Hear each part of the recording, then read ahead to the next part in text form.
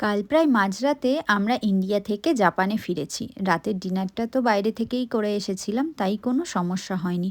ঘরে তো সেরকম কিছুই ছিল না, তাই সকাল সকাল রেডি হয়ে দুজনে মিলে বাজার করতে চলে গেছিলাম। আর একটু দুধ, ডিম আর ব্রেড নিয়ে এসেছিলাম। সকালবেলাটা ওই এগ টোস্ট আর চা দিয়েই কাটিয়ে দেবো ভেবেছিলাম, আর এসব খেয়ে একটু রেস্ট নিয়ে দুপুরবেলা রান্নাটা সেরে নেব। এই ১ মাস যে কি মধুর সময় কাটালাম কি বলবো! ছেড়ে আসতে তো একদম মন চাইছিল না। তবে কিছু তো করার নেই, ছেড়ে তো আমাকে আসতেই হবে। তবে জানো তো ১ মাস না, ১ মাস আমার কাছে লাগেনি, মাত্র ১০ দিন লেগেছে। মনে হলো কিভাবে কেটে গেল সময়গুলো এত তাড়াতাড়ি। আর ভালো সময় হয়তো খুব তাড়াতাড়িই কেটে যায়। আমি এদিকে ব্রেকফাস্ট বানাচ্ছিলাম, অন্যদিকে অতনু ওই ঘরবাড়িগুলো একটু পরিষ্কার পরিচ্ছন্ন করে নিচ্ছিল, সাথে লাগেজগুলো খালি করে নিচ্ছিল। এবার বাড়িতে গিয়ে দিদির কাছে এই চাফিটা খেয়ে না আমি এই চাফির প্রেমে পড়ে গেছি। যতদিন ছিলাম রোজ এই চাফিটা খেয়েছি, তাই জাপানে এসে আজকেও আমি চাফিটা বানিয়ে খেলাম।